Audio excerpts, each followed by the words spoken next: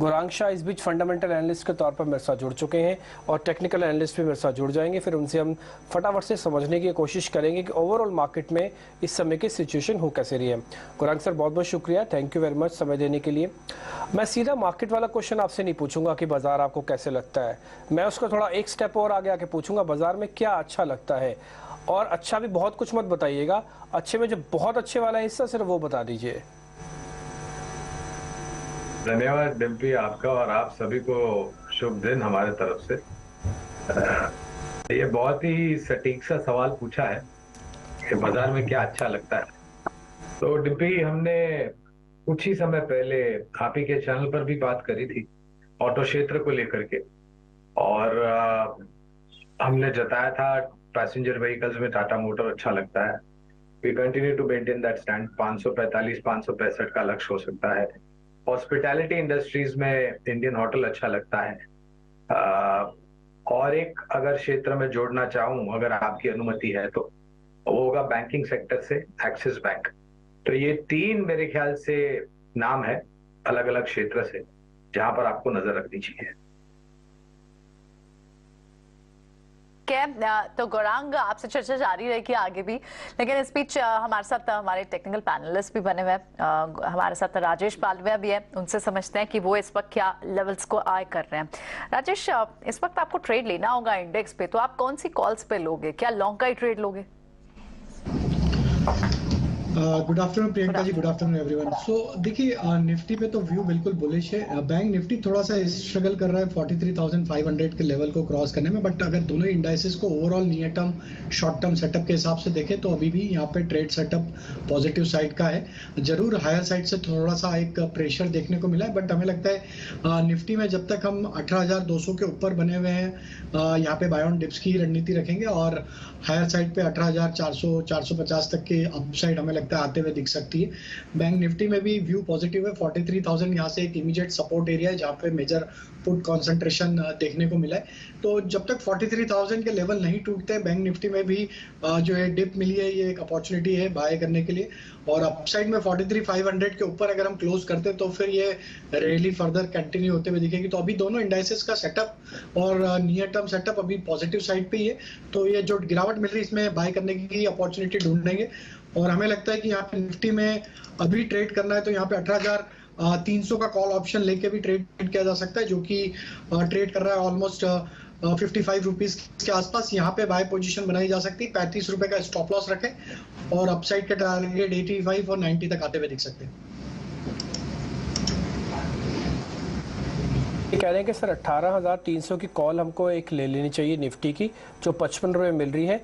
ये 11 तारीख वाली है ना सर, जो परसों एक्सपायर हो रही है, वही है ना राजेश सर?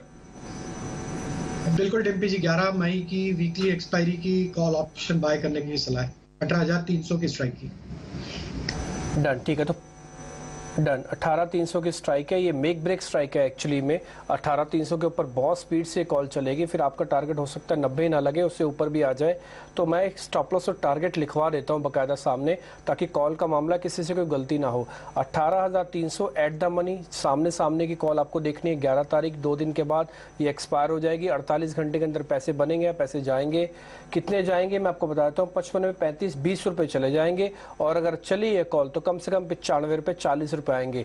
तो 1:2 की रेशो भी होगी। 20 रुपये जाएंगे, 40 रुपये आएंगे। 18,300 की कॉल है। सामने पे अगर आप प्लस करना चाहें तो कर सकते हैं, एट द मनी इसी समय भी आप करना चाहें तो कर सकते हैं। राजेश सर, अपनी जरा ट्रेडिंग कॉल्स भी लगे हाथ बता दीजिए।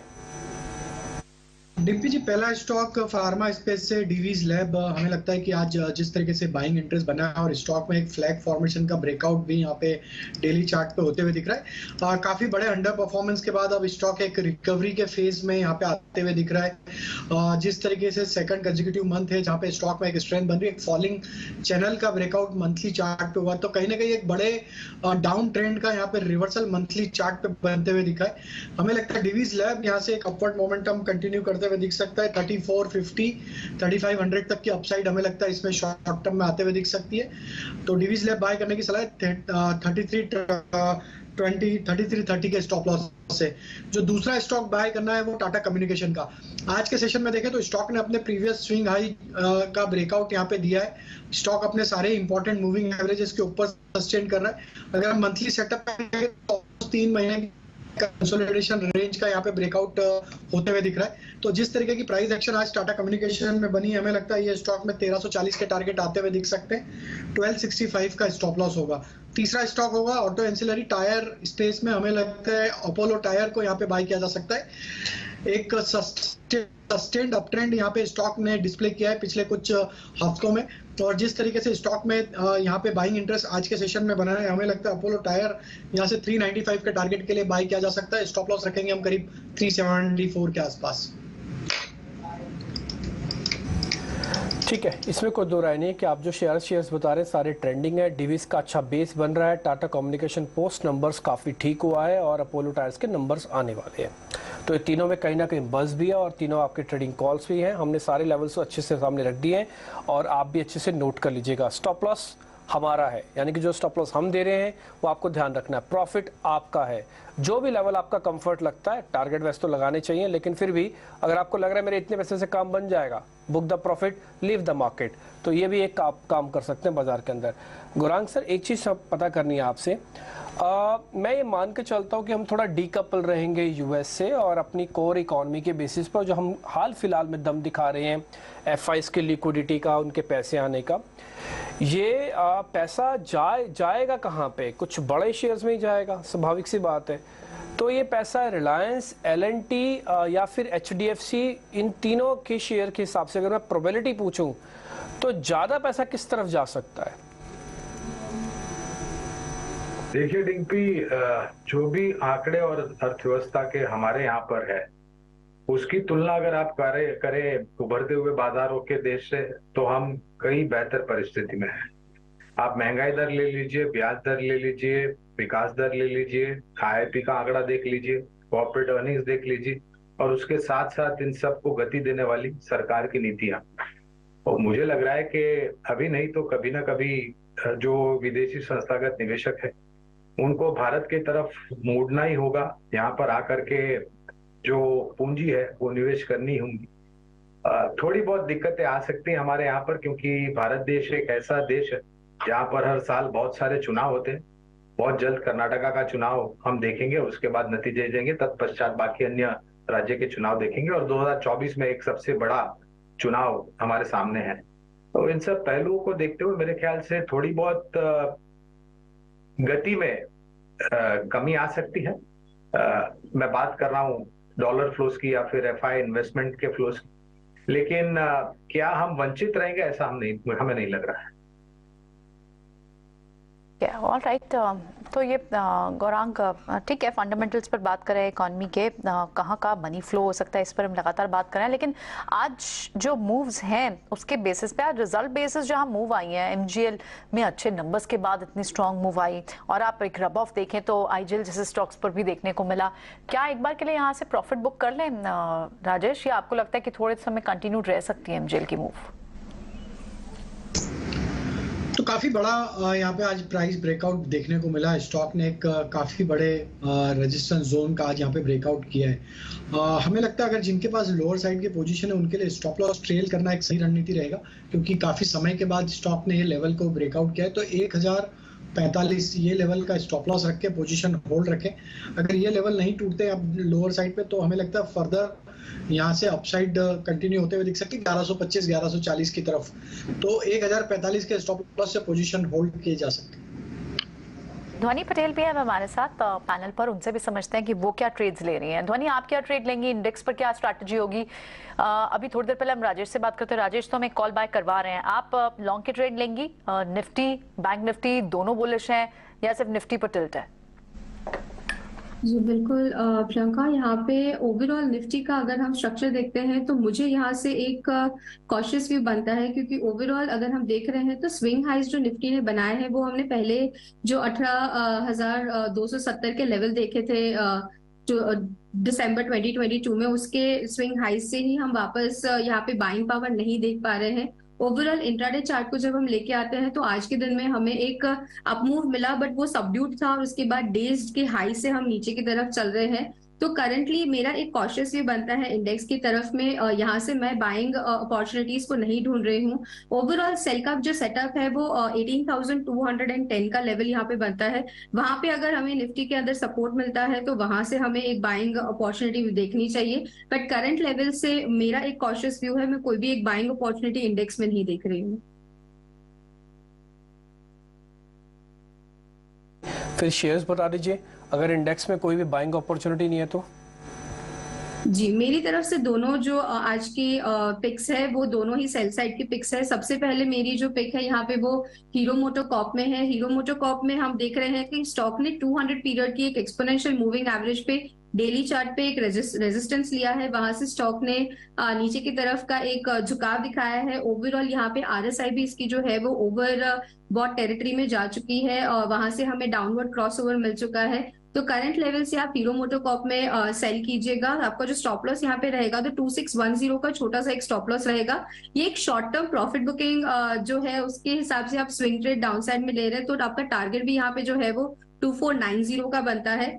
दूसरा मेरा यहाँ पे जो ट्रेड रहेगा वो भारत फोर्ज में रहेगा। भारत फोर्ज में ऑलरेडी एक डाउन साइड का ट्रेजेक्ट्री बना हुआ है और करंट लेवल से इसके अंदर वापस से जो सेल साइड का प्रेशर है वो बनता हुआ दिख रहा है। करंट लेवल से आपको इसको सेल करना है। नीचे की तरफ का जो टारगेट होता है आप 750 के टारगेट के लिए इसको चेज कर सकते हैं। स्टॉप लॉस है वो 785 का रखना है। ओके, ठीक है। भारत फोर्ज आपके लिस्ट में से एक है। मैं इसको उम्मीद ही कर रहा था कि ये कोई ना कोई शेयर बोलेगा ज़रूर। 750 आपका नया टारगेट है, 785 आपका एक स्टॉप लॉस भी है। ठीक है। इंडिया विक्स हालांकि फ्लैट है, लेकिन बाजार अब धीरे धीरे करके खिसक रहा है नीचे, और निफ्टी बैंक निफ्टी दोनों लाल निशान में। हमने जब कार्यक्रम की शुरुआत की थी तब भी लाल निशान में थे। एक स्विंग आया जो ऊपर लेके गया, लेकिन वापस से निफ्टी और बैंक निफ्टी को अब नीचे लेके जा रहा है। इंडाइसिस शायद आपका समय खा जाएं, इसलिए शेयर्स का चुनाव अच्छे से कीजिएगा। और इसी चुनाव के बताने के लिए हमारे साथ आज 3 मेहमान हैं। गुरांग शाह फंडामेंटली बता रहे हैं, ध्वनि और राजेश सर आपको बता रहे हैं कि टेक्निकली कैसे पोजीशंस बनानी चाहिए। राजेश सर, एक शेयर मेरे को आपसे जरा और पता करना है। आज मेरे लिस्ट में सुबह से ही शेयर चल रहा है, वो जो शॉर्ट साइड का है वो है इप्का लैब। अभी आप बता रहे थे ना कि एक डिविस लैब के अब खरीदारी करेंगे, मैं उसका अगेंस्ट में एक इप्का लैब रखना चाहता हूँ, क्या इसको शॉर्ट कर सकते हैं? देखिए, काफी वीक स्ट्रक्चर है इप्का लैब का तो, और स्टॉक में देखें तो वीकली चार्ट पे और मंथली चार्ट पे भी देखें तो series of lower top lower bottom formation यहाँ पे बनते हुए दिखे। हमने रिसेंटली देखा है पिछले कुछ दिनों में काफी बड़ी गिरावट यहाँ पे बनी और स्टॉक ने अपने जो इंपॉर्टेंट लेवल थे करीब 750 के, उसका भी ब्रेकडाउन यहाँ पे करते हुए दिखा है। तो हमें लगता है जब तक ये स्टॉक 750 के नीचे है, जब तक तो नियर टर्म ट्रेंड भी इसका नेगेटिव है। ओवरऑल स्टॉक का स्ट्रक्चर बियरिश ही है और हमें लगता है ये स्टॉक में 700 के नीचे जैसे ही फिसलेगा तो फर्दर और यहाँ पे डाउन ट्रेंड यहाँ पे कंटिन्यू होते हुए दिखेगा। 660 तक की भी लोअर साइड के टारगेट आते हुए दिख सकते हैं। शॉर्ट साइड का ट्रेड लिया जा सकता है। स्टॉप लॉस यहाँ पे करंट लेवल के हिसाब से अगर हम शॉर्ट करें तो यहाँ पे स्टॉप लॉस आएगा करीब 720-22 रुपए के आसपास। ये लेवल का स्टॉप लॉस रखें और डाउन साइड में 680-660 तक की डाउन साइड यहाँ पे आते हुए दिख सकती है। पीएसयू बैंक्स के लिए आप in fact mid cap PSU banks की बात करें और मिड कैप में सबसे बड़े ड्रैगर्स जो आपको दिख रहे हैं उसमें बैंक्स ही हैं। 5.5% इंडियन बैंक, कैनरा बैंक लगभग 3%, बैंक ऑफ इंडिया 2.5-3%। लेकिन आप मिड कैप स्पेस में ही आईटी को देखें तो उसमें कई सारे स्टॉक्स हैं। टाटा एलेक्सी हो, एलटीटीएस हो, परसिस्टेंट हो, वहां पर अच्छी मूव है। ध्वनि, क्या आप एक बार के लिए मिड कैप आईटी को कंसीडर कर सकते हैं? क्योंकि बैंक्स चल नहीं रहे, आईटी जनरली एक कॉन्ट्रा प्ले होते हैं, इन्वर्सली चलते हैं। क्या मिड कैप आईटी से आपको परसिस्टेंट या फिर टाटा एलेक्सी से कोई काउंटर पसंद आएंगे?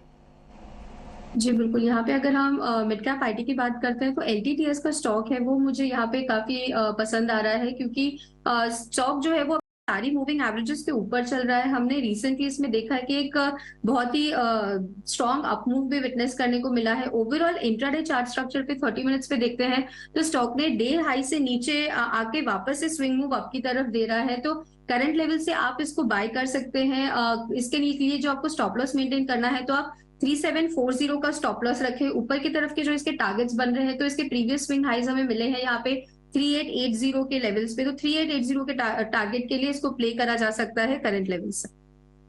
राइट, आप एलटीटीएस को लेंगे। मिड कैप आईटी में कुछ दिख रहे हैं, कुछ स्पेसेस हैं जहां पर अच्छी मूव है, उसमें से एक आपको एलटीटीएस पसंद आता है। लेकिन एक खबर हम एविएशन सेक्टर से और विद स्पाइसजेट को लेकर आए हैं। स्पाइसजेट बैंक्स और कर्जा जुटाने के, बैंकों के बीच में अपने कर्जे को कम करने के लिए, जुटाने के लिए बातचीत कर रही है। इस खबर पर और ज्यादा डिटेल्स अंकुर लेकर आए हैं हम तक, आइए उनसे एक बार समझते हैं।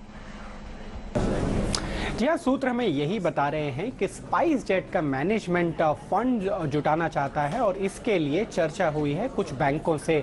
हमारी जानकारी के मुताबिक यूनियन बैंक ऑफ इंडिया और कई जो बाकी बैंक्स हैं उनके साथ मीटिंग्स हुई हैं। हालांकि हम ये भी स्पेसिफाई करते हैं कि ये जो मीटिंग्स हैं वो काफ़ी इनिशियल स्टेज में है, सिर्फ बैंकों को अभी रीच आउट किया गया है और कोई भी सैंक्शन या फिर डिसबर्समेंट है वो आगे क्या ट्रांसपायर होगा उस पर डिपेंड करेगा। लेकिन अगर फाइनेंशियल सिचुएशन की बात करें स्पाइसजेट की, तो यहां पर पिछले 13 क्वार्टर्स में से 10 में कंपनी ने लॉस किया है और जो कुल देनदारी है कंपनी की अभी की सिचुएशन में वो करीब 8 से 10 हजार करोड़ रुपए की है, जिसमें से करीब 3,000 करोड़ उसके पास लॉन्ग टर्म डेट है और जो 7,000 करोड़ रुपए है वो शॉर्ट टर्म लायबिलिटी है कंपनी की। तो हमें जो जानकारी मिल रही है उसके मुताबिक कंपनी और ज्यादा फंड्स जुटाना चाहती है और इसके लिए बैंकों को रीच आउट किया है। इसको हम इस पर्सपेक्टिव में भी समझ सकते हैं कि अभी जो गो एयर की सिचुएशन है उसके बाद कंपनी और अपना मार्केट शेयर बढ़ाना चाहती है, जो कि करीब अभी 7% के आसपास है। जो उसके 25 एयरक्राफ्ट हैं उनको रिवाइव करने की तैयारी में है और उसके लिए कुछ फंड्स लगेंगे। हालांकि वो ECLGS से जो पैसा जुटा चुकी है करीब 400 करोड़ रुपए, उसको भी यूज करना चाहती है। So all in all company हमारे सूत्रों के मुताबिक फंड्स और जुटाना चाहती है ताकि अपनी सिचुएशन को और बेहतर कर सके। ठीक है, इस बीच नंबर आए हैं SRF के। हालांकि मैं स्पाइसजेट पे पता करता, लेकिन SRF के नंबर आए हैं। गुरांग सर, एक बार मैं नंबर आपके लिए पढ़ दूं, आप एक बार जरा बताइएगा फिर आपकी सोच क्या है और उसके बाद फिर हम राजेश सर से एक जरा टेक्निकल व्यू भी ले लेते हैं। सर, इनके मार्जिन्स आए हैं 24.6, ये एक्चुअली में घटे हैं 26% से 24.5 आए और मार्केट भी यही एक्सपेक्ट कर रहा था कि 24.7 ही आएगा, है ना, 24.7 आएगा। तो मार्जिन्स मार्केट की उम्मीद के मुताबिक है, बट वैसे थोड़े कम है। दूसरी बात सर, इनका एबिटा जो कामकाजी मुनाफा है वो आया है करीब 931 करोड़ रुपए के आसपास का और 562 करोड़ का एक्सपेक्टेड था कि इतना ही आना चाहिए। तो एबिटा थोड़ा उम्मीद से बेहतर है। सर, जो कंसोलिडेटेड आय है वो आई है 562 करोड़, एक्सपेक्टेड थी कि 600 प्लस करोड़ आएगी, तो थोड़ा प्रॉफिट के हिसाब से थोड़ा मिस है ये। 3500 करोड़ से बढ़कर सर 3700 करोड़ इनकी आय आई है, यानी कि रेवेन्यू आया है और मार्केट ऑलमोस्ट इतना ही एक्सपेक्ट कर रहा था। इसलिए ना तो नफा ना ही नुकसान, कुछ ज्यादा आपको SRF के अंदर दिख रहा होगा। शेयर एक रेंज में है। आप एक काम कर सकते हैं, या 2-3 दिन का भी चार्ट दिखा दीजिए। गुरांग सर, जो मैंने नंबर आपसे पढ़े हैं, अगर आप इसको थोड़ा असेस कर सकते हैं, एनालिसिस कर सकते हैं, और आपकी तो पुरानी हिस्ट्री है इस कंपनी को देखने की, समझने की, वो भी जोड़ के बता दीजिएगा। ये नंबर आपको कैसे लग रहे हैं? तो में भी हमारी जो राय है वो खरीदारी की है SRF पर, और सिर्फ SRF ही नहीं डिम्पी, किसी भी क्षेत्र की किसी भी कंपनी अगर आप देखें तो साल में 4 तिमाही होते हैं, उसमें से शायद एक आध तिमाही में थोड़ी बहुत दिक्कतें आ सकती हैं। उसके कारण घरेलू हो सकते हैं, विदेशी हो सकते हैं, सरकार की नीतियां हो सकती है, बाहरी कंपनियों से प्रतिस्पर्धा हो सकती है, वगैरह वगैरह कारण अनेक हो सकते हैं। लेकिन क्या उसका ये मतलब होता है कि आपका लंबी अवधि का जो निवेश है उसमें आप कोई परिवर्तन करें और जल्दबाजी में कुछ ऐसे कदम उठाए जहां से आपको लंबी अवधि में शायद पश्चाताप हो के मैंने ये कंपनी बेच क्यों दी? बने रहने की राय है। आंकड़ों को लेकर के बिल्कुल न्यूनतम स्तर पर आए आंकड़े जो भी हमारे और आपके समक्ष है, और हमें पूरा यकीन है कि जिस क्षेत्र से ये कंपनी जुड़ी हुई है उस क्षेत्र को मेरे ख्याल से स्थानीय मार्केट में से तो सहारा मिलेगा ही, लेकिन विदेशी मार्केटों में अपने नक्शे कदम बढ़ाने के लिए मतलब बड़ा मौका मिलेगा। जो भी यूरोप +1, चाइना +1 नीतियां आई हैं, तो मैं बने रहने की राय दूंगा। और अगर आपने निवेश नहीं किया है तो इस आंकड़ों को लेकर के अगर बाजार को थोड़ी बहुत निराशा लगती है और नीचे आता है तो आप नया निवेश भी कर सकते हैं। ओके, ठीक है। तो आप तो इस पे बुलिश है और आपने इसकी कैलकुलेशन की हुई है। मैं समझ सकता हूँ कि 2 मिनट में वो सारी बातें नहीं रखी जा सकती, लेकिन फिर भी आपने अपना पुराना एनालिसिस जो एसआरएफ को लेकर आपकी स्टडी है वो आपने रख दिया है कि हम तो इसको प्लस करेंगे, और अगर ये नंबर्स थोड़े भी ख़राब होते हैं तब भी हमारे लिए प्लस की ही कॉल है। लेकिन मैं थोड़ा ट्रेडर्स के, स्विंग ट्रेडर्स के हिसाब से पता करना चाहता हूँ, वो हमको राजेश सर बताएंगे।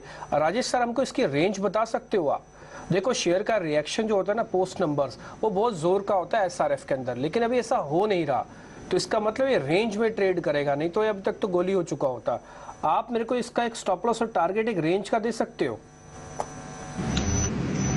तो डिम्पी जी देखिए, लोअर साइड पे जो इसका इंपॉर्टेंट और मजबूत सपोर्ट एरिया है वो है करीब 2540 के आसपास। वो लेवल हमें लगता है कि एक इंपॉर्टेंट सपोर्ट जैसा काम करना चाहिए। ये जो छोटा मोटा ऊपर से थोड़ा सा प्रॉफिट टेकिंग बना है, और हायर साइड पे स्टॉक के लिए जो रेजिस्टेंस बना हुआ है वो है करीब 2670-2680 की रेंज में। तो ऑलमोस्ट 100 पॉइंट का एक रेंज बना हुआ है 2540 से लेके 2670 का। आइदर साइड ब्रेकआउट ब्रेकडाउन ही यहाँ से फर्दर मेजर यहाँ पे मूव डिसाइड करेगा। बट हमें लगता है जिस तरीके के ओवरऑल स्ट्रक्चर बने, वीकली सेटअप पे भी देखें तो एक अप स्लोपिंग चैनल में ये स्टॉक ट्रेवल कर रहा है। हमें लगता है there is a high probability कि हायर साइड पे ब्रेकआउट बनाएंगे, और जब 2670 के ब्रेकआउट होंगे तो स्टॉक का नेक्स्ट टारगेट फिर 2800 से लेके 2900 तक भी आते हुए दिखेगा। तो बाय ही करने की सलाह है। स्टॉप लॉस रखेंगे हम करीब 2530-40 के रेंज में। तो खरीदारी की राय और स्टॉप लॉस मेंटेन करना, फंडामेंटल और टेक्निकल आउटलुक एसआरएफ पर। लेकिन ध्वनि, गुड आफ्टरनून, एलएनटी के चार्ट से एक बार चेक करें। कल की क्लोजिंग अगर देखेंगे, वहां से स्टॉक में एक मूवमेंट ऑन एन अपसाइड देखने को मिली है, लेकिन ऑल इन ऑल आज जिस तरह के सेंटिमेंट्स एलएनटी में नजर आ रहे हैं, क्या एक बार वैसे खरीदारी का मौका ढूंढा जाए, लेकर जा सकते हैं स्टॉक को 2372 के लेवल्स पर? इनफैक्ट कल अगर आप देखेंगे 2373 के आसपास से ट्रेड कर रहा था। और यहाँ पे ओवरऑल इसका जब हम स्ट्रक्चर देखते हैं तो स्टॉक अभी वीकली ट्रेजेक्ट्री में अगर हम देख रहे हैं तो अपसाइड की बनी हुई है। रेंज का जो ब्रेकआउट आना था वो आ चुका है, बट ओवरऑल एक जो इसकी सबड्यूड मोमेंटम होती है वो मोमेंटम इसके अंदर नहीं बन पा रही है। करंट लेवल से आप डेफिनेटली ये एक बहुत ही रिस्क रिवॉर्ड फेवरेबल ट्रेड बनता है, क्योंकि नीचे की तरफ की इसकी जो डाउन साइड है वो काफी आपको छोटी साइड की मिलेगी। जो स्टॉप लॉस यहाँ पे बनता है, तो आपको डेली चार्ट पे अगर हम यहाँ पे विटनेस करें, एक छोटी सी रेंज बनाई थी जहां पे हमें 2340 का स्टॉप लॉस मिलता है, और जो टारगेट है यहाँ पे इसमें एक ट्रेलिंग स्टॉप लॉस की आप जो स्ट्रैटेजी होती है उसको लेके इसको ट्रेड करना है आपको। जो फर्स्ट टारगेट यहाँ पे रहेगा तो आप एक्सपेक्ट कर सकते हो 2400 के लेवल से एक बार ये क्रॉस करता है तो फर्दर इसके अंदर हमें मोमेंटम विटनेस करने को मिलेगा। आप एक्सपेक्ट कर सकते हैं ऑलमोस्ट इसके अंदर आपको यहाँ से एक फर्दर 200 पॉइंट्स की अपसाइड मोमेंटम मिलेगी। तो करंट लेवल से 2360 का आप स्टॉप लॉस लगाइए, वहां से आप इसको बाय कर लीजिए। यहाँ से बाय करने के ऐसे फंडामेंटल स्टॉक्स है जिन्हें पोर्टफोलियो में रखना ही चाहिए, और हर डिप पे आपको मौके ढूंढने चाहिए, और कुछ एंट्री पॉइंट हमें यहाँ पर ध्वनि भी बता रही हैं। लेकिन अब एक खबर इंपॉर्टेंट जो एनटीपीसी आईओसी से जुड़ी हुई है। इनकी एक जेवी कंपनी है, और उस जेवी कंपनी के लिए डिसइन्वेस्टमेंट का रास्ता साफ होता हुआ दिखाई दे रहा है। एक एक्सक्लूसिव जानकारी मिली है, पावर के बाद अब कोयला, पेट्रोलियम मंत्रालय, सब तरह से किस तरह की डेवलपमेंट चल रही है, ये अब हमें प्रकाश बताएंगे। प्रकाश का रुख करते हैं। तो ये सूत्रों के हवाले से हमें एक्सक्लूसिव जानकारी मिल रही है कि कोयला मंत्रालय और पेट्रोलियम मंत्रालय ने HURL के पूर्ण विनिवेश पर अपनी सहमति दे दी है और इस प्रस्ताव को मंजूर कर लिया है। हमने अपने दर्शकों को पहले ही बताया था कि ऊर्जा मंत्रालय ने पहले ही इस प्रस्ताव पर अपनी हरी झंडी दे दी है, और अब बाकी दो मंत्रालयों ने, यानी कि कोयला मंत्रालय और पेट्रोलियम मंत्रालय ने भी इस प्रस्ताव को स्वीकार कर लिया है। जैसा कि आपको पता है कि HURL, NTPC, IOC, CIL, HFCL और FCIL के बीच ज्वाइंट वेंचर कंपनी है, लिहाजा विनिवेश की प्रक्रिया की शुरुआत करने से पहले जो नोडल मिनिस्ट्री है उसकी मंजूरी की जरूरत होती है। सूत्र हमें इस बात की भी जानकारी दे रहे हैं कि फर्टिलाइजर मंत्रालय ने इस बात की सिफारिश की है कि HURL का पूर्ण विनिवेश होना चाहिए और जो हिस्सेदारी है वो निजी कंपनी को सौंप देनी चाहिए, और ऐसा नहीं होना चाहिए कि जो इसका 100% ओनरशिप है वो किसी दूसरे PSU को सौंप दिया जाए। लिहाजा इस बात की सिफारिश की गई है कि इसका पूर्ण विनिवेश जो है वो होना चाहिए। सूत्र हमें बता रहे हैं कि जो फाइनल प्रस्ताव है, जो प्रपोजल है, वो जल्द ही फर्टिलाइजर मंत्रालय दीपम को भेजेगा और उसके बाद औपचारिक प्रक्रिया की शुरुआत की जाएगी। सूत्र हमें इस बात की भी जानकारी दे रहे हैं कि एनटीपीसी, IOCL और CIL के बोर्ड ने पहले ही HURL के पूर्ण विनिवेश के लिए प्रस्ताव जो है वो पास कर दिया है। जैसा कि आपको पता है कि HURL का जो अमोनिया यूरिया प्लांट है जो कि गोरखपुर, बरौनी और सिंधरी में है, उसकी जो क्षमता है वो प्रति प्लांट अगर आप देखें तो 1.27 MMTPA का है। जाहिर तौर पे ये एक प्रोडक्शन में तेजी आएगी और सरकार ने जो टारगेट रखा है कि 2025 तक यूरिया के इंपोर्ट पर पूरी तरीके से बैन लगाने का, यानी कि यूरिया का इंपोर्ट नहीं किया जाएगा और जो जरूरतें हैं वो डोमेस्टिक प्रोडक्शन से ही पूरी की जाएगी, उस दिशा में ये कदम जो है काफी बेहतर साबित हो सकता है। ठीक है प्रकाश, अच्छी खबर आपने हमको दिया और ये जो भी पॉलिसी बेस्ड खबर होती है उसके अंदर मार्केट में कहीं ना कहीं प्रकाश का खबर होती है वो आती भी है आपके पास। गौरांग सर, एक बार जरा ये फर्टिलाइजर स्टॉक्स को री रेटिंग की जरूरत है इस समय या फिर ये जैसे चलेंगे वैसे ही चल रहे हैं? कहने का मतलब है सीजनल प्ले होता है इसके अंदर, और दूसरा हद तक गवर्नमेंट की जो सब्सिडी आपकी पॉलिसी बेस्ड खबर आती है तभी हिलते डुलते हैं, या फिर री रेटिंग के भी कैंडिडेट हो गए हैं बिकॉज ऑफ अच्छी कॉस्टिंग थोड़ी नीचे गिरी हुई है और दूसरी जोरदार मांग है? ये बड़ा परिवर्तन जो हुआ है फर्टिलाइजर सेक्टर के लिए डिम्पी, वो हुआ है जो ऊर्जा इस्तेमाल करते थे उत्पादन करने के लिए यूरिया और फर्टिलाइजर। आपको एक 2 मिनट के लिए रोकना चाहेंगे, coming back to you in a minute sir, लेकिन रेमंड के नतीजे इस वक्त टीवी स्क्रीन पर फ्लैश हो रहे हैं।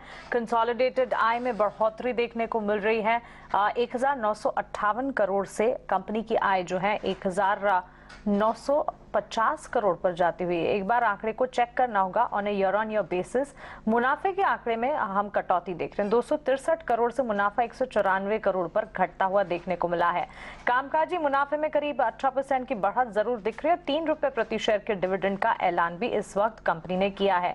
तो क्लियरली कंसोलिडेटेड मुनाफे में गिरावट है। आय के आंकड़े को फिर से एक बार चेक करेंगे, आय 1958 करोड़ से बढ़ी और ये बढ़कर 2150 करोड़ पर जाती हुई दिखी। इसे ठीक करेंगे एक बार, 2150 सालाना आधार पर कंपनी की आय में बढ़ोतरी है और मुनाफा घटता हुआ दिखा है। करीब आधे % तक की बढ़त के साथ स्टॉक में इस वक्त मूवमेंट नजर आ रही है। कामकाजी मुनाफे में भी बढ़ोतरी देखने को मिली है। Gaurang ji, I am sorry to interrupt you, लेकिन आप बताइए, आप अपनी बात भी पूरी कीजिए। और साथ ही रेमंड, हम देख रहे हैं इनके अक्रॉस दी सेगमेंट्स जो है अच्छा खासा एक्शन भी देखने को मिल रहा है। और साथ ही अगर हम देखें बिजनेसेस के लिए कहा जा रहा है कि सेगमेंट जहां पर कुछ हद तक अपॉर्चुनिटीज दिख रही है वहां पर रोल्स पिवट करने की भी बात की जा रही है। रेमंड के स्टॉक प्राइस पर आपके एनालिसिस भी आप दीजिए। धन्यवाद मानसी, आपका और आपको भी शुभ दिन हमारे तरफ से।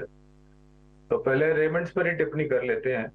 मेरे ख्याल से इन्होंने कुछ समय पहले एक नई लाइन ऑफ फैब्रिक्स इंट्रोड्यूस की थी, उतारी थी बाजार में, वो है लिनन की, और बहुत ही बड़ी मात्रा में ग्राहकों ने इसको दोनों हाथों से अपनाया था और एक बहुत बड़ा योगदान इस पर्टिकुलर वर्टिकल से इनके बैलेंस शीट पर आया था। डिस्क्लोजर दे देते हैं क्योंकि वो उचित होगा। रेमंड्स पर लंबी अवधि के लिए खरीदारी की राय है और जिस प्रकार से इन्होंने हाल ही में थोड़ा बहुत रिस्ट्रक्चरिंग करने की भी कोशिश करी है, खबरों में था ये स्टॉक, तो हमें लग रहा है कि ये भी एक बेहतर रणनीति हो सकती है। कोर जो अहम कारोबार है उस पर ध्यान देके नई रणनीति उतारना। आंकड़ों को देख करके मैं एकदम से टिप्पणी नहीं कर पाऊंगा मानसी, इसके लिए क्षमा चाहता हूं, लेकिन इन लंबी अवधि के लिए हमें लग रहा है कि बहुत ही बेहतरीन स्टॉक है निवेश करने के लिए। जहां तक रहा सवाल जो पहले मैं टिप्पणी कर रहा था, ऊर्जा उत्पादन वाली फर्टिलाइजर उत्पादन करने वाली कंपनियों को ये फायदा मिला है कि इन्होंने गैस बेस्ड प्लांट अब मैन्युफैक्चरिंग करना, उत्पादन करना शुरू किया है। उनके कॉस्ट काफी बचे हैं और सरकार के तरफ से भी जो कृषि क्षेत्र से जुड़ी हुई योजना है वो भी काफी सहायता करती है इन सब कंपनियों को। सीजनल पे, डिम्पी का प्रश्न था क्या ये सीजनल पे हो सकता है क्या? कभी कभार ऐसा होता है क्योंकि बारिश के पहले, और इस बार जो बारिश का अनुमान है स्काईमेट और मेट डिपार्टमेंट से वो भिन्न विभिन्न है। स्काईमेट कहता है 94% वर्षा होगी और मेट डिपार्टमेंट कहता है कि लॉन्ग टर्म एवरेजेस में पहला आधा होगा, दूसरे आधे में थोड़ी बहुत दिक्कत है। तो एक मिला जुला सा रुझान है, उस पर मैं ज्यादा टिप्पणी नहीं करूंगा। लेकिन इस क्षेत्र से, फर्टिलाइजर क्षेत्र से एक निजी क्षेत्र की कंपनी है जो हमें काफी पसंद है, दक्षिण भारत स्थापित कोरोमांडल इंटरनेशनल, इस पर हमारी खरीदारी की राय है। ठीक है, और राइट, फर्टिलाइजर स्पेस में आपको कोरोमंडल इंटरनेशनल पसंद आता है। कुछ और स्टॉक्स को भी देखते हैं। टाटा कम्युनिकेशन में अच्छी खासी मूव है, आई थिंक इसके नंबर्स से पहले का इम्पैक्ट है, लेकिन क्या यहाँ से भी ट्रेड बनता है या फिर कैरी फॉरवर्ड ट्रेड है? ये 5-5.5% की तेजी है राजेश ऑलरेडी काउंटर में।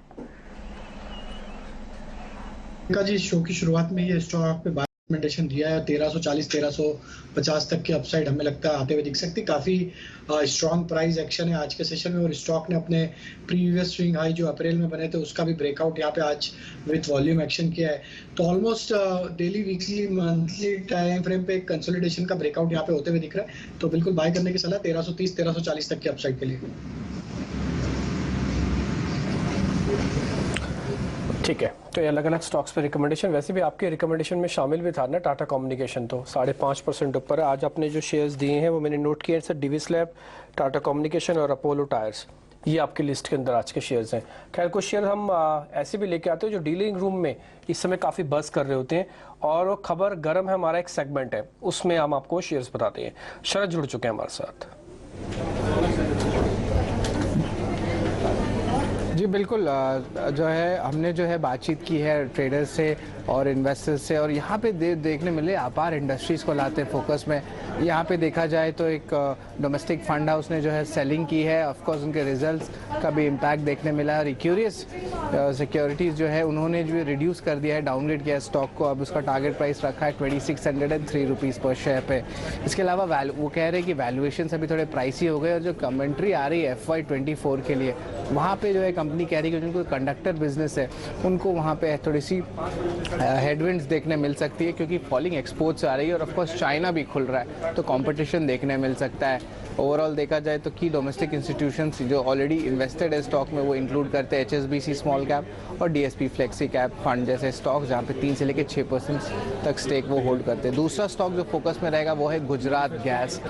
यहाँ पे जो है HNI बाइंग इस काउंटर में देखने मिल रही है और एक रब ऑफ इफेक्ट देखने मिल रहा है। जो MGL के नतीजे कल आए थे, बहुत शानदार नतीजे आए थे, और उसका रब ऑफ इफेक्ट जो है बाकी सिटी गैस डिस्ट्रीब्यूशन कंपनीज में देखने मिल रहा है। और उम्मीद हो रही है कि इस कंपनी जो गुजरात गैस है वो कल रिपोर्ट्स ला रहे हैं, अपने Q4 नंबर्स आ रहे हैं, जहां पे एबिटा मार्जिन्स में भी एक इम्प्रूवमेंट देखने मिल सकता है, क्योंकि जो प्रोक्योरमेंट कॉस्ट होती है गैस की वो अब कम आई है। तो ये दोनों स्टॉक जो है यहाँ पे एक्शन देखने मिल रहा है आज दिन के ट्रेड में। लेकिन जब भी आप कोई इन्वेस्टमेंट या ट्रेडिंग डिसीजन ले तो अपने रजिस्टर्ड फाइनेंशियल एडवाइज़र की सहायता ज़रूर लें। ठीक है शरद जी, बहुत शुक्रिया सारी खबरें बताने के लिए। गुजरात गैस आज सुबह से इंटरेस्टिंग है, इसके अंदर F&O की पोजीशंस भी काफ़ी ठीक है। ध्वनि एक बार जरा गुजरात गैस आप चेक करोगे, हमने 12 बजे के कार्यक्रम में भी इसको डिस्कस किया था, उस समय भी बाय कॉल आई थी सामने। जी बिल्कुल डिम्पी, यहाँ पे गुजरात गैस का अगर हम चार्ट स्ट्रक्चर देखते हैं तो ओवरऑल डेली चार्ट स्ट्रक्चर इसका एक वीक साइड का बना हुआ है। स्टॉक जो है वो अपनी दोनों ही जो इंपॉर्टेंट मूविंग एवरेजेस होती है 50 और 200 की, उसके नीचे चल रहा है। बट नीचे की तरफ में स्टॉक ने एक सपोर्ट लेवल डेफिनेटली बनाया है, जहाँ पे 450 का लेवल है वो हम नीचे की तरफ में काफी दिनों से ब्रेक नहीं कर पा रहे हैं। तो करंट लेवल से मेरी इसके अंदर वेट एंड वॉच की सलाह रहेगी कि आप किसी भी एक साइड का मूव इसके अंदर आने दीजिए। अप साइड में 475 के ऊपर अगर हमें मूवमेंट मिलती है, वहां पे एक बाय का सेटअप बनता है, तो एक मीन रिवर्टिंग ट्रेड यहाँ से बनेगा जिसमें आपको 490 तक के टारगेट्स मिल सकते हैं। 450 का लेवल अगर हम नीचे की तरफ में ब्रेक करते हैं तो नीचे की तरफ की एक डाउन साइड की ट्रेजेक्टरी इसकी वापस से शुरू होगी। तो दोनों ही लेवल्स को ध्यान में रखा जाए। यहाँ पे बाय साइड के लिए आपको कोई भी सेटअप बनाना है तो 475 का लेवल क्रॉस करना बहुत ही इंपॉर्टेंट हो जाएगा इसके लिए। ये राय आपको मिलती हुई इस बीच बाजार में जहां पर हम थोड़ी सी वॉलेटिलिटी डेवलप होती हुई देख रहे हैं, इस वॉलेटिलिटी या उतार चढ़ाव में डिफेंसिव्स बाजार को संभालने के लिए आ चुके हैं। देखिए निफ्टी में हम देख रहे हैं डिप नजर आया, उसके बाद रिकवरी और रिकवरी के बाद फिर से संभलने की कोशिश। लेकिन Nifty pharma, diagnostic laboratories counters में अगर देखें राजेश जी, एल्केम लेबोरेटरीज और डिविज लैब दोनों के चार्ट्स आज अच्छा परफॉर्म करें, करीब करीब 3% की तेजी यहाँ पर नजर आ रही है। क्या यहाँ पर कोई ट्रेड बनता है?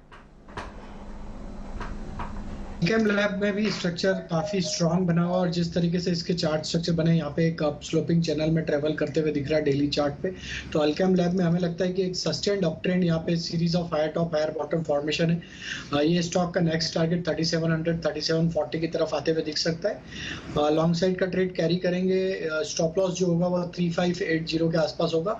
डीवीज लैब पे ऑलरेडी हमने बाय का यहाँ पे रिकमेंडेशन दिया है और हमें लगता है डीवीज लैब में जिस तरीके से फ्लैग पैटर्न का ब्रेकआउट यहाँ पे डेली चार्ट पे हुआ है, ये स्टॉक में 3450 3500 तक के upside short period of time में ही आते हुए दिख सकती है। तो डीवीज लैब पे भी हमारा व्यू बुलिश है और लॉन्ग साइड का ट्रेड रखने की सलाह देंगे।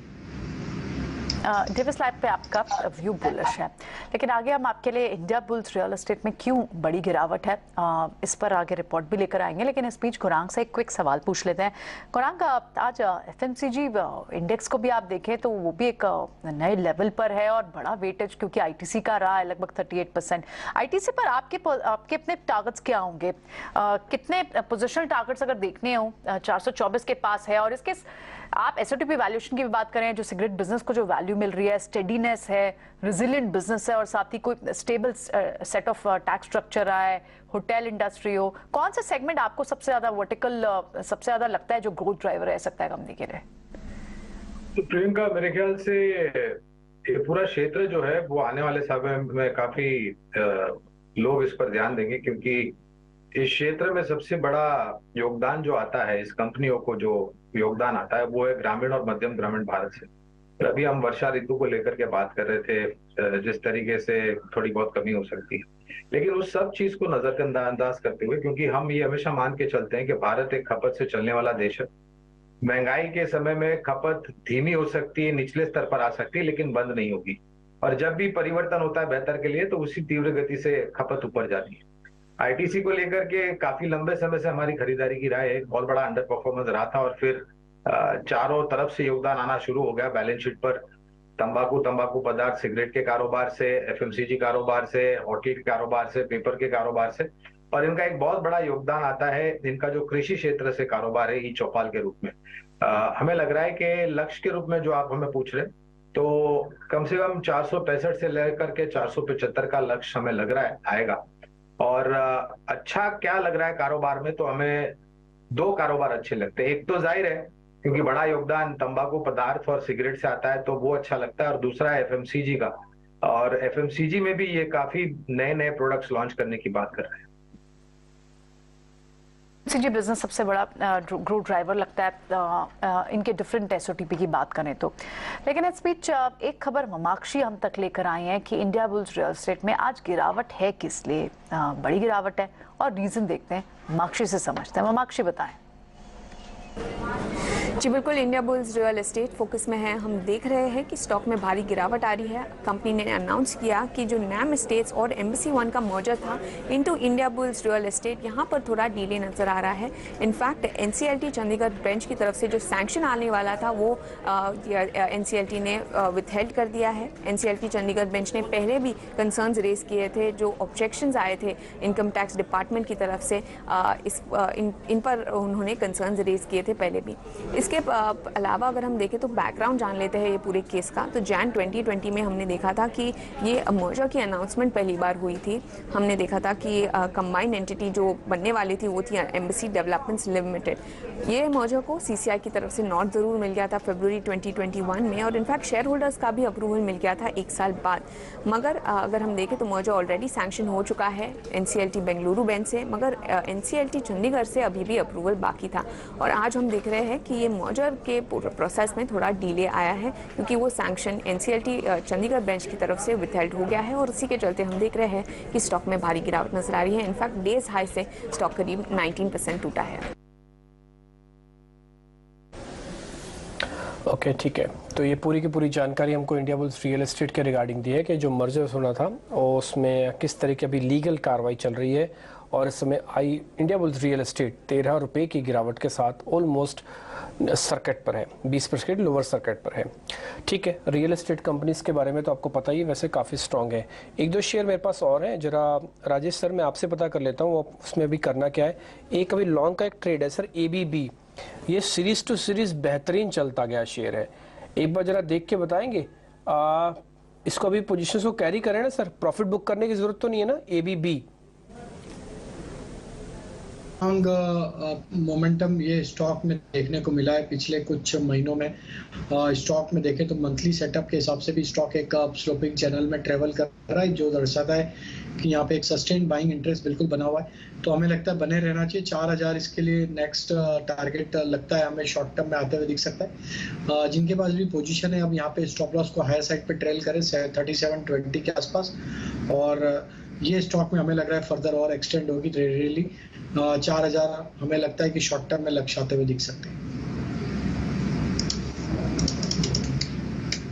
और इस बीच खैर आपको वेस्ट लाइफ फूड प्रोडक्ट्स के नंबर भी आते हुए दिख रहे होंगे, अगर आप अपनी स्क्रीन पर देखेंगे तो आपको दिख जाएगा। ये रेस्टोरेंट चलाने वाली कंपनी है और इनके काफ़ी अच्छे प्रोडक्ट्स हैं। खैर मैं उस पर भी नहीं जाऊंगा, सिर्फ मुनाफे पे आ रहा हूँ। इनका जो मुनाफा है 15 करोड़ से बढ़कर 20 करोड़। ध्वनि आप जरा इसका चार्ट खोल के रखिएगा, शेयर ने रिएक्शन दिया है 4% का, आपसे सपोर्ट पता करनी है। इसके जो अबीटा है वो 72 करोड़ से बढ़कर हुआ है 92 करोड़, यानी कि कामकाजी प्रॉफिट तो ठीक है।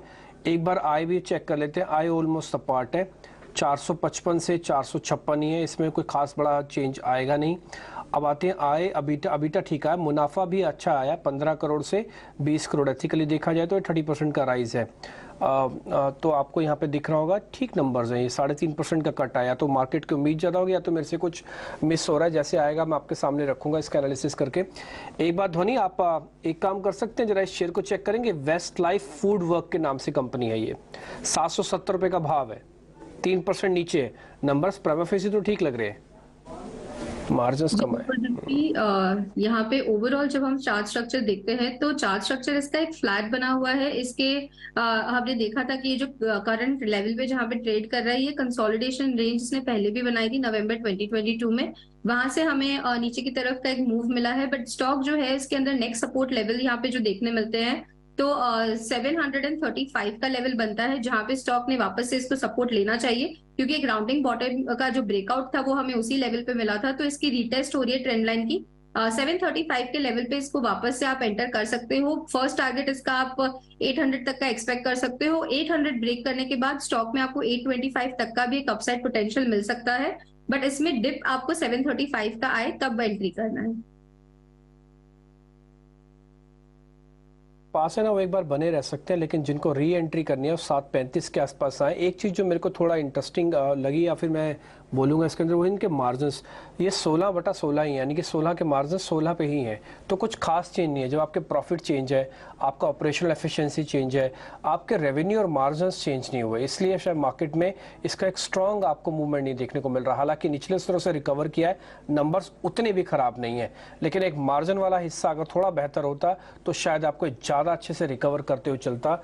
लेकिन आप 735 की वेट कीजिएगा, जिन्होंने पोस्ट नंबर्स खेलना है, जिनके पास है वो वेट कर सकते हैं, या 800 के ऊपर आ सकता है। नंबर उतने भी खराब नहीं लग रहे। मानसी, तो ये तो हुई वेस्ट लाइफ फूड वर्ल्ड की बात, लेकिन एमजीएल और बिरला सॉफ्ट दोनों ही आज सुबह से अच्छी मजबूती के बीच ट्रेड कर रहे हैं और करीब 7% की तेजी। ऑफ कोर्स अच्छे नतीजों का असर है जो कि दिन की शुरुआत से इतनी मजबूती दिख रही है। राजेश जी, काफी चल गए हैं स्टॉक्स, क्या पोजीशंस दिन की हैं? एक बार पार्ट प्रॉफिट बुक करने के बारे में सोचे या अभी पोजीशंस को इंटैक्ट रखा जाए? तो देखिए एमजीएल पे तो हमने चर्चा की और हमें लगता है कि यहाँ पे तो बने रहना चाहिए। 1045 ट्रेलिंग स्टॉप लॉस है और ये स्टॉप लॉस के साथ पोजीशन में बने रहे 1130 1140 तक के अपसाइड आते हुए दिख सकती है। दूसरा स्टॉक जो आपने बताया बिरला सॉफ्ट, ये स्टॉक में देखें तो एक बड़े करेक्शन के बाद स्टॉक में लोअर साइड पे एक अच्छा बेस बनाया है। वीकली मंथली सेटअप के हिसाब से देखें तो ऑलमोस्ट इसमें 3 महीने का एक कंसोलिडेशन का रेंज का ब्रेकआउट यहाँ होते हुए दिख रहा है। स्टॉक में एक ट्रेंड रिवर्सल के साइन भी यहाँ पे मंथली चार्ट पे आते हुए दिख रहे हैं। तो एक बड़े करेक्शन के बाद स्टॉक वापस एक अप मूव की तरफ बढ़ते हुए दिख रहा है। बिरला सॉफ्ट में भी हमें लगता है कि जो फॉर्मेशन बने हैं उसके अकॉर्डिंगली हमें लगता है ये मोमेंटम 325 335 की तरफ बढ़ते हुए दिख सकता है। तो यहाँ पे 302 रुपए के स्टॉप लॉस से यहाँ पे भी पोजीशन होल्ड की जा सकती है। ये मोमेंटम हमें लग रहा है एक्सटेंड होते हुए दिख सकता है शॉर्ट टर्म में। मोमेंटम आपको इसमें एक्सटेंडेड दिख रहा है, लेकिन अब 3:15 बजे क्या बीटीएसटी ट्रेड्स होने चाहिए? ध्वनि, आपके रडार पर कौन से स्टॉक्स आ रहे हैं? जी बिल्कुल, मेरी तरफ से यहाँ पे 2 ट्रेड्स रहेंगे, एक बीटीएसटी का ट्रेड है और एक एसटीबीटी का ट्रेड है। मेरा बीटीएसटी का ट्रेड आईसीआईसीआई लॉम्बार्ड पे बनता है। करंट लेवल जहाँ स्टॉक ट्रेड कर रहा है ओवरऑल यहाँ पे बहुत ही एक अच्छा एंट्री पॉइंट मिल रहा है आपको। करंट लेवल से इसको बाय करना है, 1140 के टारगेट के लिए इसको प्ले करना है। स्टॉप लॉस आपका 1080 का रहेगा। मेरा एसटीबीटी का जो कॉल है वो यहाँ पे टोरेंट फार्मा में रहेगा। ओवरऑल इसकी जो काफी दिनों से हम मूवमेंट देख रहे हैं, पिछले 4 दिनों से एक सबड्यूड मूवमेंट, एक साइडवेज मूवमेंट इसके अंदर देखने को मिल रहा है। ओवरऑल स्ट्रक्चर यहाँ पे आज के दिन में इसका लोअर टाइम फ्रेम पे वीक बनता हुआ दिख रहा है। करंट लेवल से आपको इसको सेल करना है। ऑप्शन डेटा भी इसके अंदर सजेस्ट करता है कि नीचे 1600 तक का एक आपको डाउनसाइड मूव मिलेगा। स्टॉप लॉस जो यहाँ पे आपको मेंटेन करना है, तो इसके अंदर आपको 1660 का स्टॉप लॉस रखना है। लॉम्बार्ड का प्लस कर रहे हैं और टोरेंट फार्मा को यहाँ पर सेल कर रहे हैं। ठीक है राजेश, आपके क्या होंगे आज के ट्रेड्स, बीटीएसटी या एसटीबीटी ट्रेड्स? तो एसटीबीटी में हमें लगता है पीएसयू बैंक में थोड़ा प्रेशर यहाँ पे आज बना है, और कैनरा बैंक में आज एक ब्रेकडाउन बनते हुए दिख रहा है। जिस तरीके से कैनरा बैंक ने अब 305 रुपए के नीचे फिसल के उसके नीचे डे लो की तरफ बढ़ते हुए दिख रहा है स्टॉक, हमें लगता है ये स्टॉक में शॉर्ट साइड का ट्रेड लिया जा सकता है। स्टॉप लॉस रखेंगे कैनरा बैंक फ्यूचर पे शॉर्ट करने के करीब 306 रुपए 50 पैसे के आसपास, और डाउन साइड के टारगेट हमें लगता है इसमें 295 की तरफ आते हुए दिख सकते हैं। जो स्टॉक हमें लगता है बीटीएसटी में बाय किया जा सकता है वो है लॉरेस लैब का। ये स्टॉक में भी काफी समय से एक अंडर परफॉर्मेंस के बाद अब ये स्टॉक में यहाँ पे एक अच्छी रिकवरी के ट्रेड यहाँ पे बनते हुए दिख रहे हैं। वीकली सेटअप के हिसाब से हमें लगता है ये स्टॉक में जो ब्रेकआउट देखने को मिले ऑलमोस्ट 4 से 5 वीक के कंसोलिडेशन रेंज के, ये एक्सटेंड होते हुए दिख सकता है। 350 की तरफ यहाँ पे ट्रेड कंटिन्यू किया जा सकता है लॉन्ग साइड का। स्टॉप लॉस जो रखना होगा वो करीब होगा 322 रुपए के आसपास। और जो तीसरा स्टॉक हमें यहाँ पे अट्रैक्टिव लग रहा है जो कि बाय किया जा सकता है वो है यहाँ पे वेदांता का। मेटल स्पेस में भी हमें लगता है कि वेदांता एक अच्छा buying interest through out the session आज डिस्प्ले कर रहा है, और एक नैरो रेंज में काफी समय से कंसोलिडेशन का ब्रेकआउट यहाँ पे डेली चार्ट पे आते हुए दिखा है। तो आज की क्लोजिंग 280 रुपीज के ऊपर होते हुए दिख रही है। तो स्टॉप लॉस भी थोड़ा छोटा ही रखेंगे हम, 280 के आसपास का स्टॉप लॉस रखेंगे, और अपसाइड में 290-94 तक की अपसाइड आते हुए दिख सकती है। ओके ठीक है, तो खैर इस बीच मार्केट्स में अगर आप देख रहे हैं तो बैंक निफ्टी ज़्यादा टूट रहा है परसेंटेज में भी, और कन्विक्शन में भी थोड़ा सा कुछ नुकसान दे रहा है। आज 43,500 जो इसका मेक ब्रेक लेवल है वहाँ से वो शेयर चला गया, इंडेक्स चला गया नीचे, ऑलमोस्ट डेज लो पे आके कब इस समय बैंक निफ्टी कामकाज करते हुए। डॉक्टर रेड्डीज के नंबर आ रहे हैं, और साथ ही सृष्टि भी हमारे साथ जुड़ चुकी हैं। सृष्टि ऑटो और फार्मा दोनों कवर करती हैं, तो इसलिए उनसे ज़रा समझते हैं कि नंबर्स कैसे आ रहे हैं। सृष्टि बताएं जरा, डॉक्टर रेड्डीज के नंबर्स कैसे आएंगे? इस बार अगर उम्मीदों की बात करें तो साल दर साल बढ़त ज़रूर देखने को मिलेगी कंपनी की आय, एबिटा और मुनाफे के फिगर में, पर तिमाही दर तिमाही जो नतीजे हैं वो गिरते हुए नजर आएंगे। वजह है इंडिया और यूएस बिजनेस, जहां पे यूएस बिजनेस में इंडिया के मुकाबले ज़्यादा गिरावट है। तिमाही दर तिमाही 24% की इनकी सेल्स में हम गिरावट की उम्मीद कर रहे हैं। यूएस सेल्स करीब $285 मिलियन पे आने की उम्मीद है। वहीं अगर भारतीय कारोबार की बात करें तो साल दर साल 13% की बढ़त तो ज़रूर है, पर तिमाही दर तिमाही 7% की गिरावट यहाँ पे हम उम्मीद कर रहे हैं। 1050 ये आंकड़ा रहना चाहिए। तो ये जो दो ब्रॉड फिगर्स हैं ये कंपनी के ओवरऑल सेल्स को इम्पैक्ट करेंगे। और अब आइए समझते हैं कि हेडलाइन नंबर्स को लेकर क्या उम्मीदें हैं। कंपनी की आय इस बार 6040 करोड़ के आसपास रहने की उम्मीद है, जो कि तिमाही दर तिमाही 11% गिरती हुई नजर आएगी। वहीं एबिटा 1510 करोड़ आने की उम्मीद है। और मार्जिन के फ्रंट पे साल दर साल तो करीब 4.5% से ज्यादा की बढ़त जरूर है, पर तिमाही दर तिमाही 5.5% का इनके मार्जिन पे कट आने की उम्मीद है। करीब 25% इनके एबिटा मार्जिन इस बार रह सकते हैं। और आखिरी में मुनाफे के फिगर में हम बात करें तो 940 करोड़ हम उम्मीद कर रहे हैं कि कंपनी अपना मुनाफा घोषित करेगी। ये पिछले तिमाही करीब 1230 के आसपास ये आंकड़ा था, तो वहां से कम जरूर है। पर कहीं ना कहीं अगर हम देखें तो इस बार जो जी रेवलिमिड की जो सेल्स है, जो कि एक अहम ड्रग है डॉक्टर रेड्डीज के लिए, उसका भी जो तिमाही दर तिमाही परफॉर्मेंस आने की उम्मीद है वो लगभग सपाट रहेगा। अब आगे चल के कमेंट्री पे ये खास तौर से ध्यान रखना पड़ेगा कि मार्जिन को लेकर कंपनी क्या आउटलुक देती है, साथ ही यूएस सेल्स को लेकर वहां पे प्राइसिंग प्रेशर, और साथ ही जी रेवलिमिड ये पर्टिकुलर ड्रग को लेकर सेल्स आउटलुक क्या बन रहा है, ये काफी इंपॉर्टेंट होगा ध्यान में रखना। और साथ ही आने वाले समय में अगले 12 से 15 महीने कौन से नए लॉन्चेस प्लान्ड है, इस कमेंट्री पे भी हम नजर रखेंगे। तो ये उम्मीदें हैं डॉक्टर रेड्डीज को लेकर।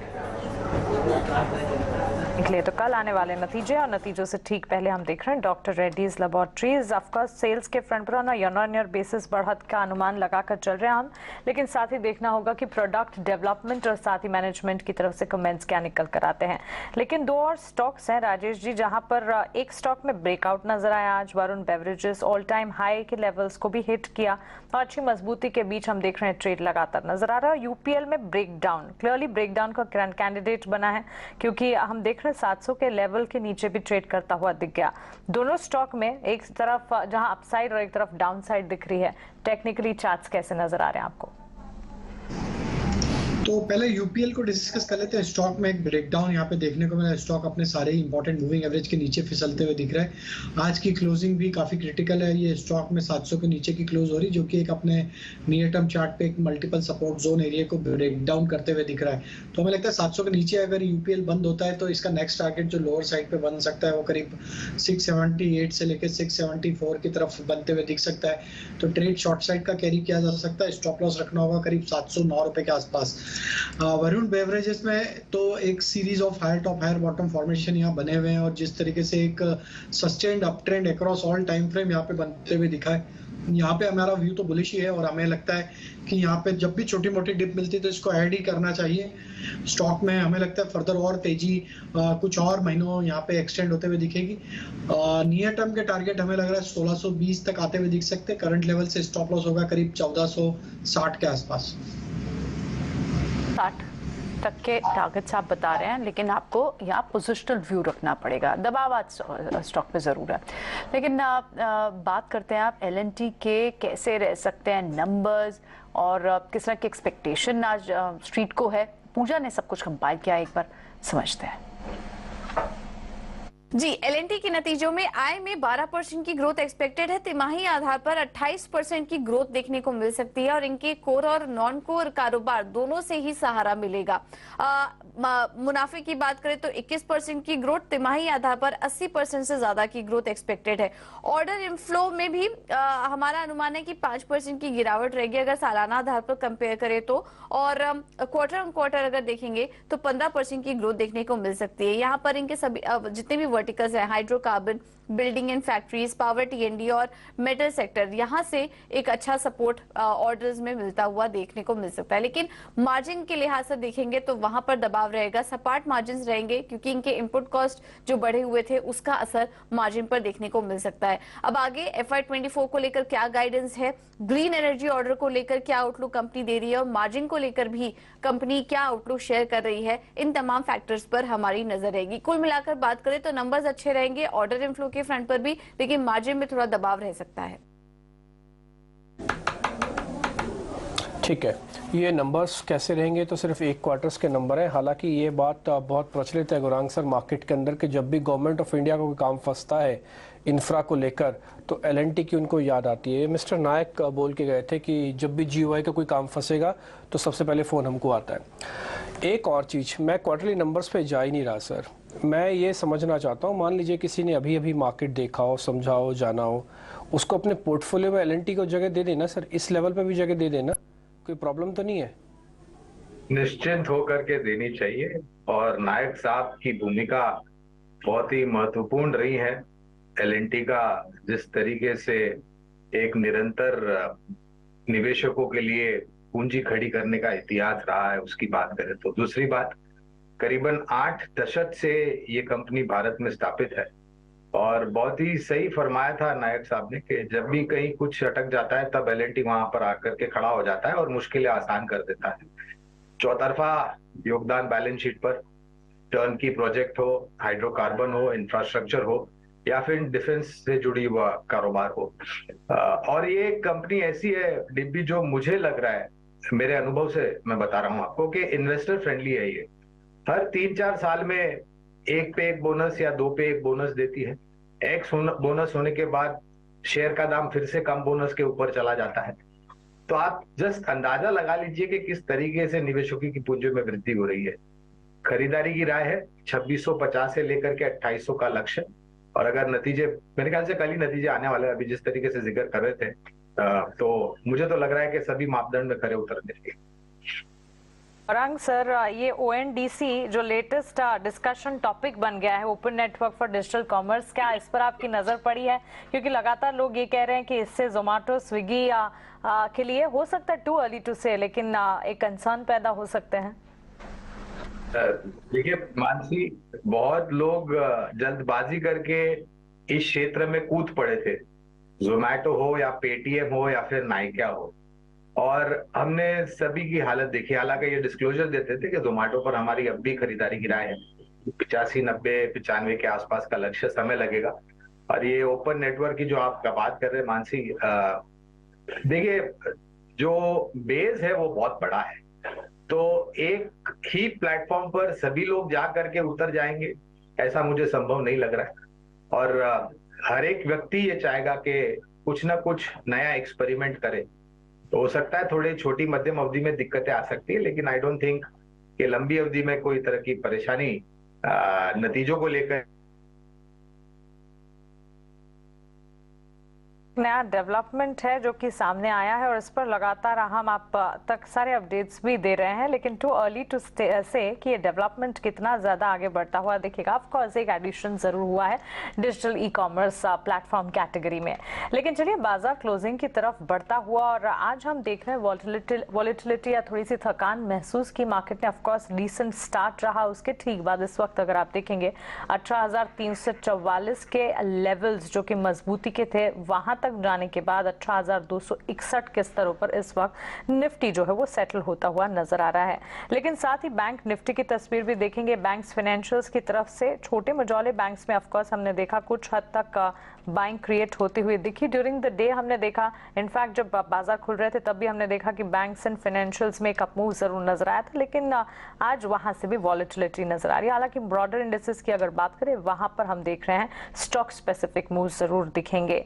ऊपरी स्तरों से दबाव जरूर देखने को मिल रहा है। ITC, SBI, बजाज फाइनेंस, ये सारे के सारे स्टॉक्स हैं जिन्होंने बाजार पर बड़ा दबाव बनाने का काम किया है। और इनफैक्ट अगर आप देखेंगे क्लियरली फ्यूचर्स में भी कमजोरी नजर आई, जिसका एक इवेंचुअल इंपैक्ट था जो कि बाजार पर पड़ता हुआ दिखा। लेकिन रिजल्ट हैवी का सीजन चल रहा है और जहां जहां नतीजे आते हुए दिख रहे हैं उनका एक इंपैक्ट है जो कि बाजार पर क्लियरली पड़ता हुआ आप देखेंगे। जैसे कि MGL के नंबर्स जो पॉजिटिव आए, उसके ठीक बाद हमने देखा स्टॉक में एक पॉजिटिव मूवमेंट, 7% की बढ़त के साथ स्टॉक प्राइस मूव करता हुआ। दिन भर में अच्छी मजबूती, बाजार की कमजोरी में भी इस स्टॉक में वन साइड अप मूव देखने को मिले। टाटा मोटर्स में 1% की तेजी के साथ 52 हफ्ते की नई ऊंचाई पर लेवल्स देखें और इस वक्त अगर आप देखेंगे 21 फरवरी 2022 के बाद पहली दफा 500 रुपए के पार टाटा मोटर्स का स्टॉक और इस वक्त भी सेटल होता हुआ करीब 1% की तेजी के साथ। अच्छे नतीजों से कंजाई नैरोलैक में भी अच्छी मजबूती देखने को मिली, 3% का उछाल वहां पर भी देखने को मिला। तो क्लियरली हम देख रहे हैं रिजल्ट के दम पर स्टॉक्स में मूवमेंट, चाहे फिर अप साइड हो या डाउन साइड हो, इस वक्त नजर आ रही है।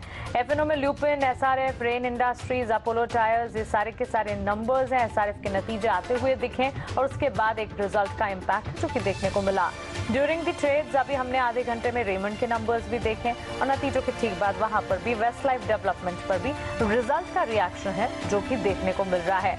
ऑल इन ऑल मार्केट का सेटअप अगर आप देखेंगे कल काफी अच्छी मजबूती थी, आज संभलने की कोशिश जरूर रही, लेकिन डाउन साइड जो है वो ज्यादा हावी होती हुई नजर आ रही है। बहरहाल 18,300 के नीचे हम देख रहे हैं 18,260 के आसपास निफ्टी सेटल इन होता हुआ। कंट्रीब्यूटर्स की अगर बात करेंगे आज IT पैक और डिफेंसिव से फार्मा, हेल्थ केयर और डायग्नोस्टिक ने बाजार को संभालने का काम किया।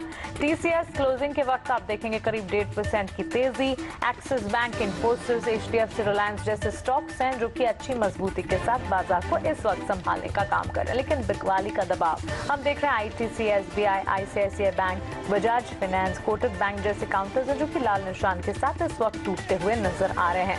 क्लियरली ब्रॉडर मार्केट्स में भी हम देख रहे हैं स्टॉक स्पेसिफिक मूव्स और सेक्टर स्पेसिफिक बाजार को अगर समझने की कोशिश करेंगे, ज्यादातर सेक्टर में इस वक्त कमजोरी है, सिर्फ IT, ऑटो और फार्मा को छोड़ दी। जो ऑटो और ऑटो एंसिलरी की चाल लगातार पॉजिटिव नजर आ रही है और IT में हम देख रहे हैं कुछ हद तक इस वक्त बाजार में मोमेंटम क्रिएट होता हुआ। Metals, media, financial services, energy, FMCG, realty, हर तरफ इस वक्त जो है बिकवाली का दबाव नजर आ रहा है। फाइनल क्लोजिंग आपकी स्क्रीन पर 18,260 के लेवल्स पर निफ्टी में क्लोजिंग। बैंक निफ्टी में लाल निशान नुकसान के साथ बिकवाली का दबाव। सेंसेक्स 61,761 के लेवल्स पर हल्की सी सही, लेकिन कह सकते हैं कि डाउनसाइड आज नजर आई और ये कंसर्न पैदा करती है, क्योंकि इस वक्त जहां बाजार वन साइड अप मूव दिखा रहा था, इस तरह के मोमेंटम के साथ, या कह सकते हैं कि करीब 123-25 अंकों की गिरावट बैंक निफ्टी में भी नजर आना 43,182 के स्तर पर इस वक्त क्लोजिंग है। तो चलिए आज के सेशन को यहीं क्लोज कर रहे हैं। एडवांसेस जो है वहां पर कमजोरी 920 एडवांसेस के सामने 1155 डिक्लाइन। राजेश जी, ध्वनि और गौरांग जी, आपका शुक्रिया हमारे साथ जुड़ने के लिए और बाजार पर अपना नजरिया हमारे साथ शेयर करने के लिए। क्लोजिंग कॉल्स को हम यहीं समेट रहे हैं, लेकिन खबरों का सिलसिला इन स्वदेश पर लगातार जारी है। बने रहे। नमस्कार।